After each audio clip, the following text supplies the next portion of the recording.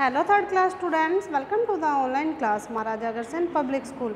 How are you students? I hope all are good. I hope आप अपनी study continue घर पर कर रहे होंगे बच्चों. आई होप आप अपने जो हम भी ऑनलाइन काम भेज रहे हैं उसको आप प्रॉपर कर रहे होंगे और जो टेस्ट हम आपको करने के लिए भेज रहे हैं वो आप हर सब्जेक्ट टीचर को आप व्हाट्सएप पर चेक करने के लिए भेज रहे होंगे बच्चों. लास्ट वीडियो में मैंने आपको आपकी इंग्लिश रीडर का लेसन 5 जो था हमारा कौन सा था बच्चों, द लविंग फादर. ठीक है, वो उसका पेज नंबर मैंने आपको 29 रीड करा दिया था. आई होप आपने घर पर रीडिंग कर ली होगी. आज मैं आपको नेक्स्ट पेज नंबर जो है हमारा 30 वो रीड कराने जा रही हूँ. तो फर्स्ट ऑफ ऑल सारे बच्चे एक तो बुक ओपन कर लीजिए जिससे आप सूटेबल रहेगी. अगर आप बुक ओपन कर लेंगे तो मेरे साथ साथ रीड करते जाओगे. ओके बच्चों, और आपको साथ साथ समझ में आता रहेगा. तो हम स्टार्ट करते हैं. जो हमारा आज का पेज नंबर 30 है, लेसन 5 द लविंग फादर.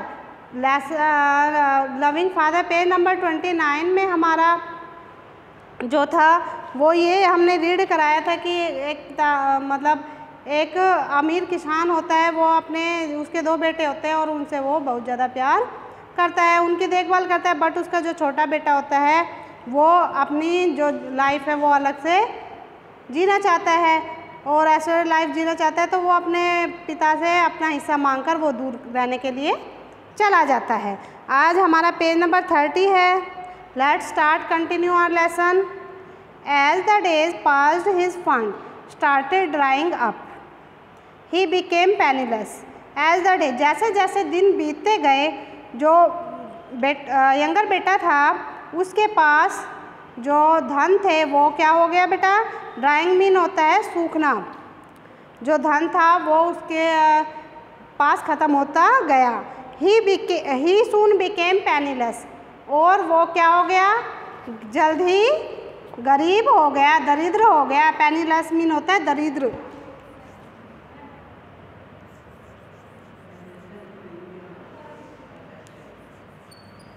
दरिद्र होना.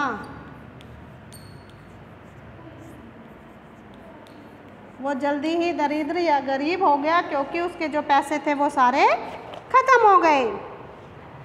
Can you lend me some money he asked his friend. फिर उसने जो उसके दोस्त थे जिन पर उसने अपने पैसे खर्च किए थे तो उसने अपने दोस्त से पूछा कि क्या तुम मुझे कुछ पैसे उधार दे सकते हो. At first, a few did because they thought that he was rich and he would be able to pay them back. फिर शुरू में तो उसके जो दोस्त थे उन्होंने उसको पैसे दे दिए कि यह सोचकर कि यह अब भी अमीर है और हमारे जो पैसे हैं वो वापस कर देगा. When he was unable to repay them. Unable होता है देने में असमर्थ, मतलब कोई चीज़ वो नहीं दे सकता. असमर्थ, अनेबल, असमर्थ.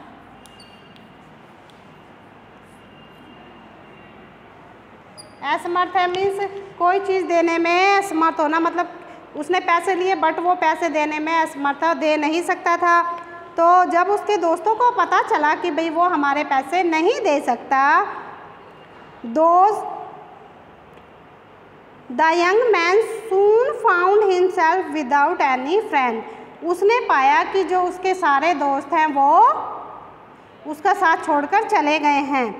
Those friends started looking the other way when they passed him on the street. और उसके जो फ्रेंड थे उन्होंने अपना रास्ता क्या कर लिया था बेटा, रास्ता बदल लिया था और वो उस गली से भी नहीं गुजरते थे जहाँ पर वो यंगर सन रहता, वो बेटा रहता था उसका, किसान का. He was all alone and helpless. उसने अपने आप को अकेला और असहाय पाया. अलोन मीन होता है अकेला और हेल्पलेस मीन असहाय. अलोन अकेला, हेल्पलेस असहाय, मतलब कोई भी उसकी सहायता करने वाला नहीं था, असहाय। उसने अपने आप को अकेला और असहाय पाया। तो स्टूडेंट्स, आई होप आपने बुक ओपन कर रखी होगी। हमारा पेज नंबर 30 का फर्स्ट स्टैंजा जो था वो हमारा पूरा हो चुका है। अब सेकंड पैराग्राफ पे चलते हैं हम। A person from whom he had borrowed money gave him work to do। उसने जिस व्यक्ति से पैसे उधार लिए थे उसने उसे अपने घर पर काम पर रख लिया। बोरो मीन होता है पैसे उधार लेना।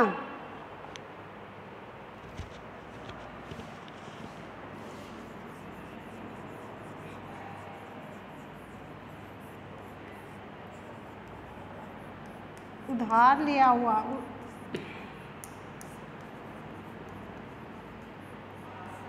उसने जिस व्यक्ति से पैसे लिए थे उसने उसके पैसे नहीं चुकाए तो उसने अपने वहाँ पर काम पर रख लिया। He was made to feed the animal on the farm and clean the sheep pen. उसने उस बेटे को कहाँ पर रख लिया? अपने खेत में रख लिया जानवरों को खाना खिलाने के लिए। और शीप मीन होता है भेड़ के बाल उतारने के लिए, उसने उसको काम पर रख लिया। He no longer dined on fine food, और उसको मतलब जो खाना था वो अच्छा भी नहीं दिया जाता था। ही lived in the servants out house, और वो नौकरों के घरों में रहने लगा। नौकरों का अलग से घर होता है बेटा, उसको हम बोलते हैं सर्वेंट आउट हाउस, मीन्स जहाँ पर नौकर रहते हैं। As he laid awake at night, he thought about his home and his family। वो जब रात को सोने के लिए जाता था और वहाँ पर जगह रहता था तो वो अपनी फैमिली के बारे में सोचता रहता था। Even his father servant were better off than he was। Even जो उसके पिता के जो सर्वेंट थे, नौकर थे, वो उससे भी अच्छा जीवन व्यतीत कर रहे थे। बेटर ऑफ होता है किस्मत के धनी, मीन्स वो अच्छे थे क्योंकि उसके पिताजी सबको बेटर ऑफ, किस्मत का धनी।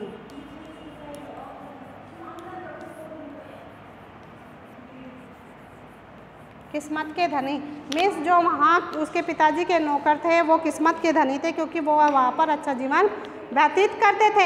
वहाँ पर उनको अच्छा खाना दिया जाता था और काम भी कम दिया जाता था। He finally realized that how foolish he had been, he said to himself। उसने अंत में, उस लड़के ने अंत में रियलाइज़ किया, महसूस किया कि वो कितना मूर्ख है। फुलिश मीन होता है मूर्ख है, कि उसने अपने घर को छोड़ दिया। I will go back to my father, I wondered if he will forgive him। I will go back, मैं अपने घर वापस जाना चाहता हूँ, और I wondered if he will forgive him। I will go back to my father, मैं अपने पिता के पास वापस जाना चाहता हूँ, और जो मेरे पिता है क्या वो मुझे माफ़ करेंगे? वो यही सोच रहा था। His father looked out for his son every day। उसके जो पिता थे वो अपने बेटे को हर रोज़ ढूंढने के लिए जाते थे। He longed for him to return and be a part of his again। वो मतलब इसलिए जाते थे उसको ढूंढने के लिए कि उसका बेटा वापस आ जाए, क्योंकि वो भी उनकी एक फैमिली का हिस्सा था। One day far away from the horizon, एक दिन उसने देखा कि दूर से, होरिजन मीन होता है क्षितिज, बहुत दूर से उसने देखा, उसके पिता ने, the old man spotted a bent figure trudging towards the farm. The old man spotted मतलब उस ओल्ड मैन ने देखा कि कोई व्यक्ति जो ट्रूडिंग मीन होता है पाँव को घसीट कर चलने वाला, मीन्स धीरे धीरे ऐसे लंगड़ा कर चलने वाला, ट्रूडिंग। यहाँ पे राइट कर रही हूँ बेटा मैं।